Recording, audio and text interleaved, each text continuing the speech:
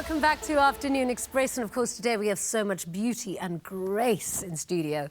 Apart from being a successful businesswoman, Mbali Mkhize is one of the finalists for Mrs Africa 2020. She is also currently completing her MBA, and her passion for empowering vulnerable children inspired her to enter the Mrs Africa pageant in order to influence and be a part of the change that she wanted to see in her community.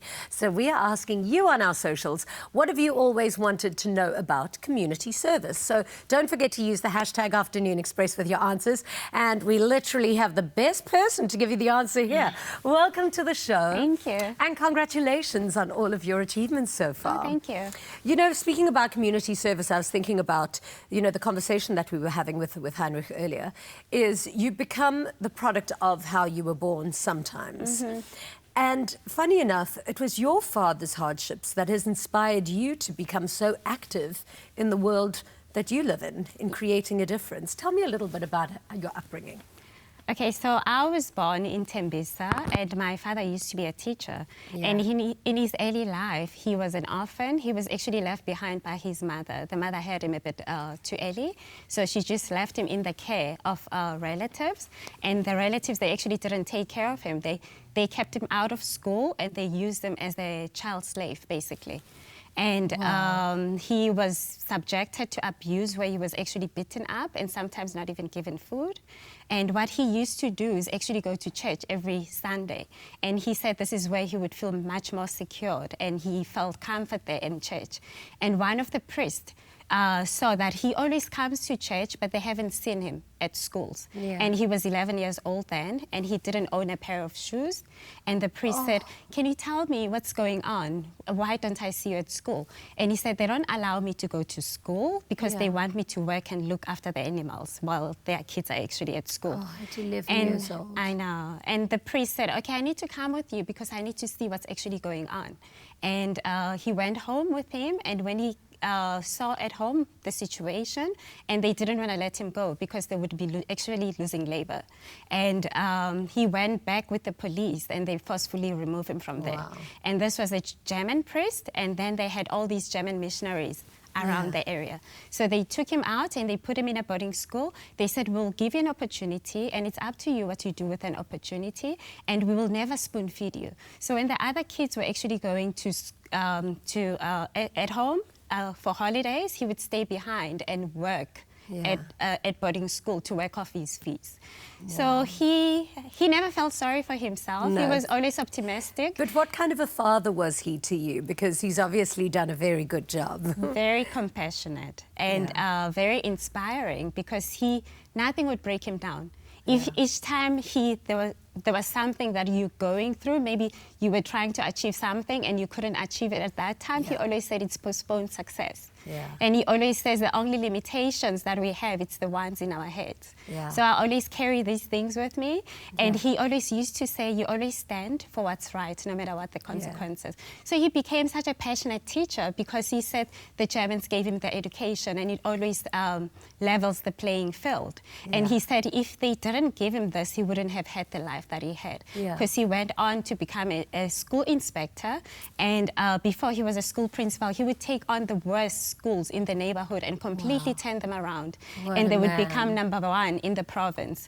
And it was during the difficult times of apartheid. So he became a community leader, and for that, he became a target of the government at that time. But he never folded. He always said, you must stand for what's right, no matter what the circumstances. So I get a lot of inspiration from him. And at the moment, I'm actually working with an orphanage because when he passed away, I went through a difficult time because I was quite close to my dad. And I wanted to repeat the same kindness to other orphans that the Germans have actually showed him. And you're a mother as well? I'm a mother. I'm a mother of an 18-year-old. An 18-year-old? What?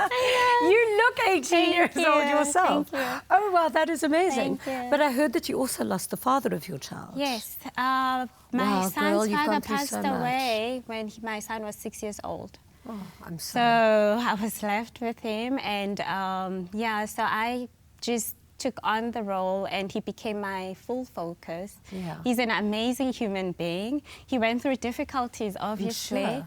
and but he is so compassionate. Sure. He thinks about life in a broader sense. He says, "Mom, we are all here to actually help each other in this world." And he says, "I was given a gift of knowing biology very easy. Biology comes easy to me and maths comes easy." He says, "I want to heal the world." So he wants to be a neurosurgeon. If biology and maths is easy for him, he can definitely heal the world. But now I want to know about Mrs. Africa. So what exactly is the pageant? So the pageant focuses more on charity work, and this was the reason that I became so attracted to it. Sure. And they normally look for women that would be role models. And if you win Miss Africa, then you can get to compete for Miss Globe. And if you Miss Globe, then you take on women current issues at a global scale. So they want leaders that can sit down with, they want Miss Globe to be able to sit down with world leaders and pushing women issues. And then how do you kind of compete for it? Is it a Mrs. Africa or Mrs. South Africa, Mrs. Nigeria, Mrs. Ghana, Mrs. Congo? I mean, how do they find all of the contestants? So it's 54 countries that we're competing. Oh, amazing. So everybody from all these 54 countries actually had to apply. Then you get shortlisted per country.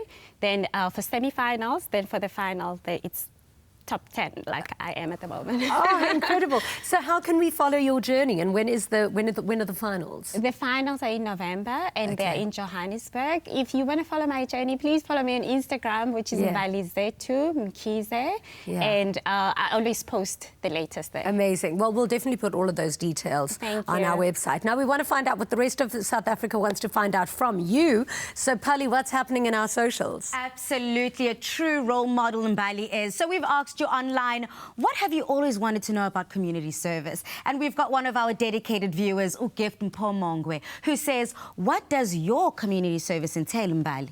All for you, girl. So I work mostly with the orphans, but when I turned 40 last year, my son said to me, "Mom, it's half time now. What do you intend to do with the rest of your life?" And I said, "I've been a single mother for so long. I want to empower women, single mothers out there, because this is a topic that's very close to my heart. And I almost feel like if my father's mother didn't feel overwhelmed, maybe she wouldn't have left my father behind. So I want to empower women so they don't ever feel the need to leave their kids, because being a mother is such a beautiful thing and everybody should be able to enjoy it." Wow, that is an unbelievable cause. Thank you so much. That is so valuable and so important.